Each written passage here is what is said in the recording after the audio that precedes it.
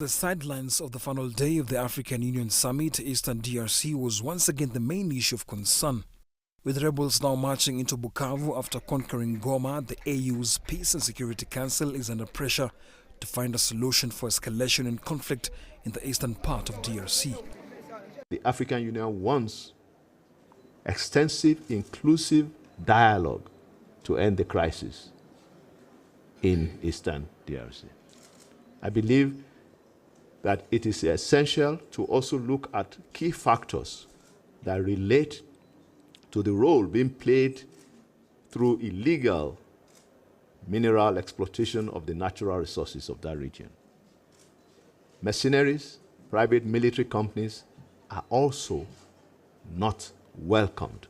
They are further fueling, complicating the crisis in Eastern DRC. Over the past month alone, 3,000 people were killed and around 700,000 displaced as rebels advanced quickly into North Kivu alone, according to the Congolese government. Kinshasa has rejected any form of direct negotiations with the M23, but has hinted at reviving the Nairobi peace process, which will now run alongside the Luanda process. Two peace initiatives led by the East African Community and the Southern African Development Community. The Luanda process is about the relations that are interstate. That is between DRC and Rwanda primarily. Okay? So they are at interstate level. The Nairobi process is about intrastate, bringing together the various groups inside Rwanda, including the M23, so that there can be dialogue amongst the Congolese. So those are two. But you will find that they are intertwined. Okay? So you have to have sight of both processes because they feed into each other.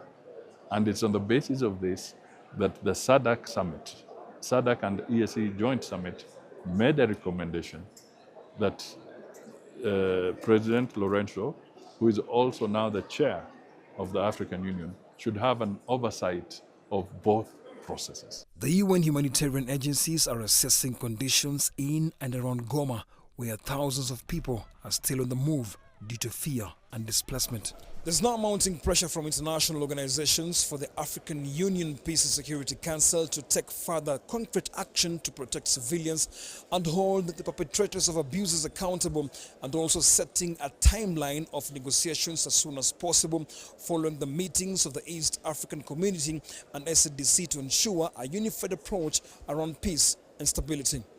Nick Mudimba, CGTN, Addis Ababa, Ethiopia.